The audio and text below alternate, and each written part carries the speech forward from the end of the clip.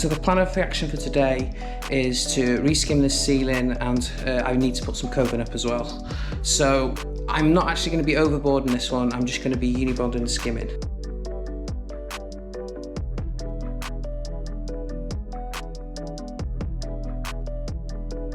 Right, so I've got all my stuff in ready for doing the coving and to reskim the ceiling. First things first, I'm going to find all the joists and I'm going to rescrew the ceiling. Let's get going. So why am I rescrewing the ceiling? Well, the main reason why is because I'm going to be putting some skim on here, and if there is any nails that have popped over the years, then basically you're going to put more weight on it and it's going to show and it's going to crack. So you might as well put the extra screws in before you start, so you make sure that you don't have any problems in the future. If you can see here, when I've been actually screwing up, I've actually been bringing the board up, so you actually do get areas like here where the nails actually popped. So that's why you want to rescrew before going over any ceiling. Right, a few of you will be asking, how am I finding the joists? Well, it's quite simple really. So about here, that's where my next joist's roughly going to be. You can measure them, that's one way of doing them, but the sound test and the feel test, you can tell where it's actually solid. So once I've found where it's solid, I'll put a screw in and make sure that I've got a good fixing in. So if it's got a good fixing, it'll hold it nicely. Right, so that's the first part done. So I've rescrewed the ceiling now, and it does feel a lot stronger than it did before. It's pulled up in a few places, so I've had to nail in a few of the nails as well. Right, so my next point of call is I'm going to PVA this ceiling now. I'm just going to water down some PVA, paint it on. I'll paint a bit on the walls ready for putting the coving on. And then I'm going to start cutting the coving ready for putting up.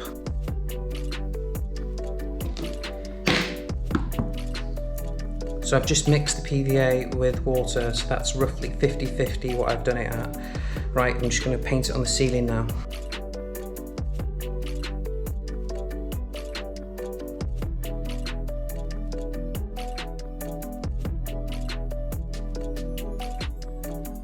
So when you put your PVA and you've got a white ceiling and it's very hard to see, what you want to do is make sure you're constantly looking down the light, trying to find any areas that have dried.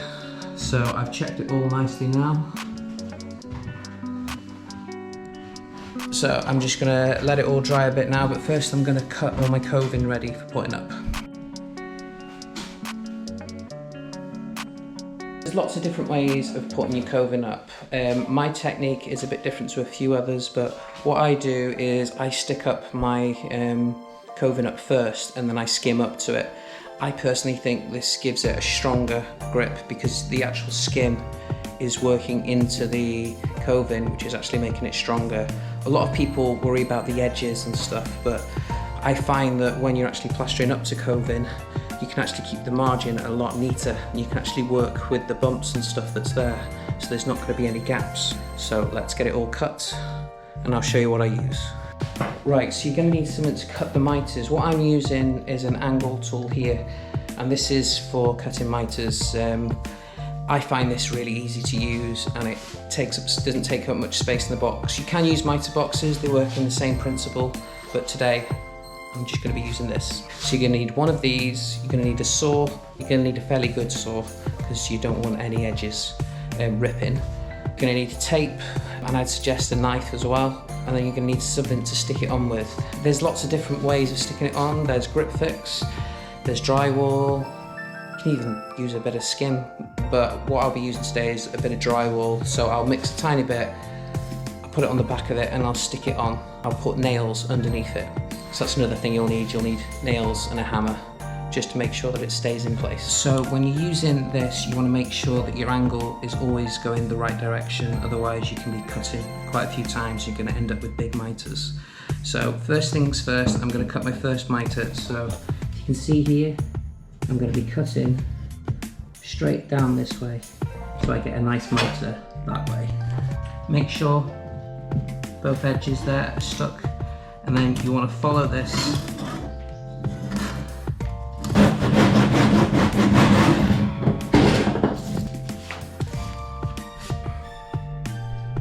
see here, so that's the angle that's going to be going into the corner. Right, so I've cut that angle over there, so this one I'm actually going to cut this way here, and that's because I'm going to have to put another piece in with this one because it doesn't quite go all the way from one side to the other. So I'm just going to cut it at this angle here, so it goes down there, so that when I put the piece in the corner, it's going to slot behind it, so that it'll butt up nicely, and then you should have a nice mitre then.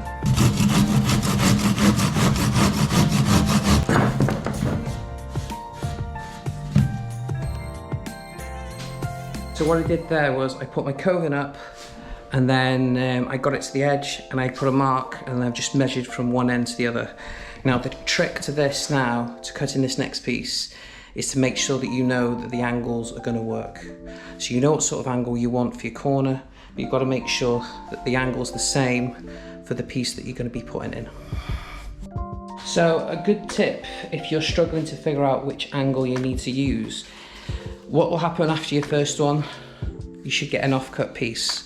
So what you want to do is you want to make sure that it would actually work and fit in, so then you know exactly which way the angle wants to be, so you can make sure that your angle's in the right place.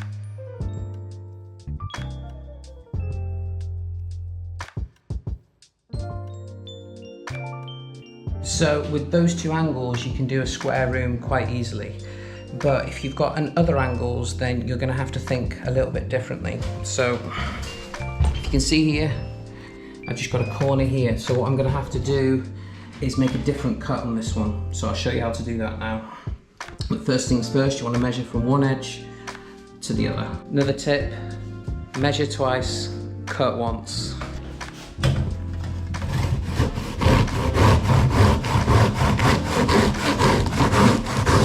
So with this cut, we know that the angle in the other end is the same as usual. But when it comes to this cut here, what I've done is I've marked for the direction that I want the coving to be in. So what you want to do, make sure that you know it's going to be in that direction, and line it up with your mark.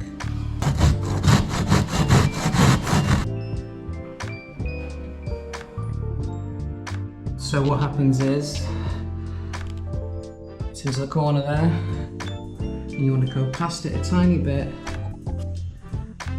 and make sure that your angle's going that way, and then you can return into there. Right, let's cut that return bit. So this is for the return piece, so I've cut it off as usual for the corner, and then for here I've made sure that I know which angle I want to go in. That's the mark and what I'll land on. So I'll put my angle in the right place. That's the marker I want to land on. Put my angle in the right place and cut away, and that will be your return piece. So this is the long piece and this is just the return, so it's always worth to check that they meet nicely. Nice and square. Right, and also before sticking up, you also want to make sure you check all your angles. So another tip with coving, especially with this type of coving, is don't be afraid to use your knife if you need to shave a little bit back, because not all walls are going to be perfectly square, and there is going to be bumps in ceilings and stuff, so there is always going to be a slight chance that things aren't perfectly square. So if you do need to just like shave a tiny bit off just to make sure that the fittings fit in nicely, then you know you've got to do it basically. Don't just rely on the mitre. So the angle wasn't perfect, so basically I had to change the angle a little bit, but that's just a case of a little bit of a trial and error really, and you'll learn how to get over that. You probably find that you might cut a few extra pieces when you're learning, but there's nothing wrong with that. It's just a part of the learning process. If you can see here, this one was actually quite awkward. So if you have conduits and stuff, the best thing to do is basically you want to get them to where you need them to be, and then just get marks, and then you can nip it out.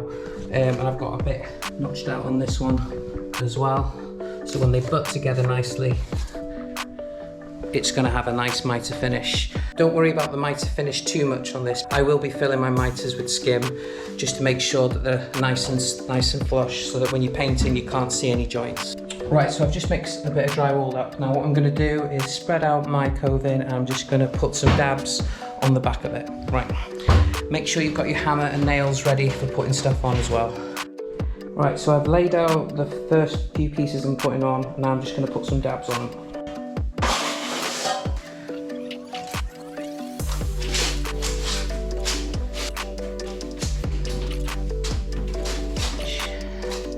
So that this is the part where it's actually going to be sticking on.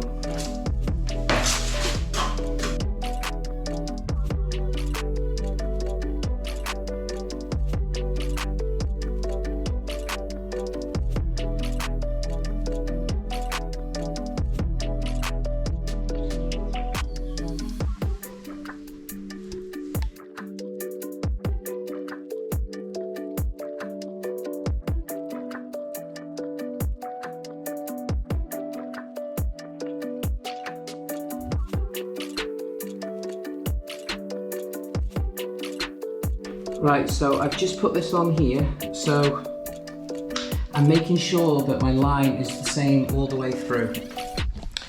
Right, because I'm going to be skimming the ceiling now, I'm not too worried about the mitres or anything at the moment, because I'll fill them in with skim. With the gypsum coving like this, basically you can just fill it afterwards, so you don't have to worry too much about that now. So what I'm going to do, I'm just going to put the rest of it on now, but it's all got a nice line now.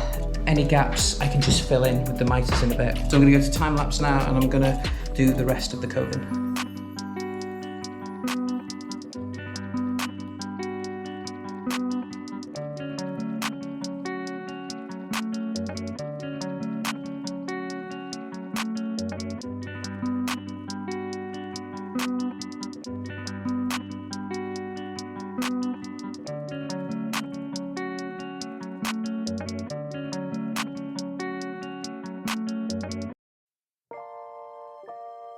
So I get asked quite a few questions, like why do I put the coving on first? Right, so I personally like to build out to the coving. If you can see here, so this ceiling, I've screwed it up so it's all solid, but if you can see here, you've got little bumps in a few areas.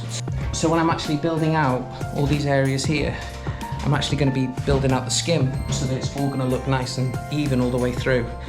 I prefer to have a nice straight line all the way through rather than putting my coving up afterwards, and if there is imperfections, you've either got to bend the coving to get it to go into a certain area, or you've got to build it out afterwards. So that's why I do it this way. So that took me 10 minutes to chip all this up.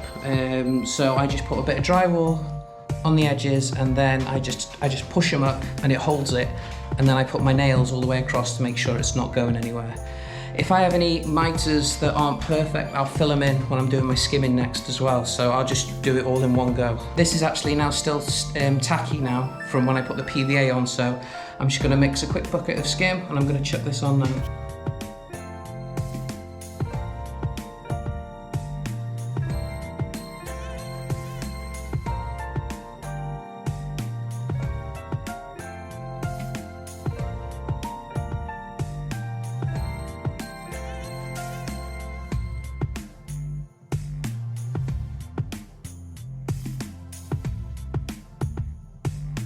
Right, so a great way of keeping all your margins nice is using the finger and thumb method, I like to call it.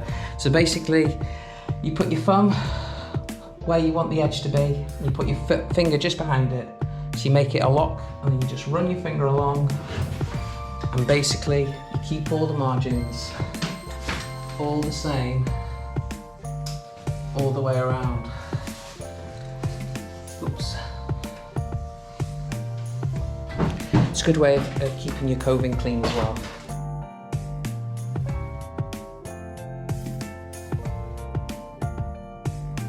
So I've done that all the way around the coving now. Wash my hands. So what I'm going to do now is put my speed skim over it all.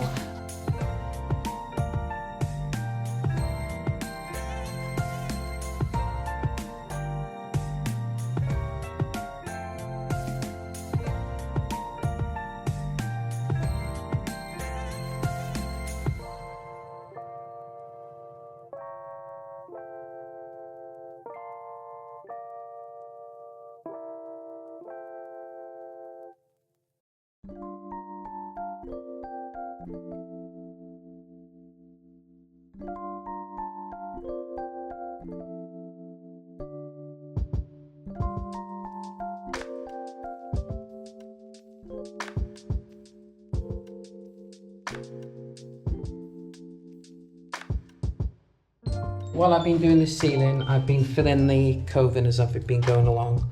It's all finished now, so it's just ready for them to put some paint on it now. The ceiling's looking lovely and flat, the Artex is covered, and it's time now just to pack up and get ready to go.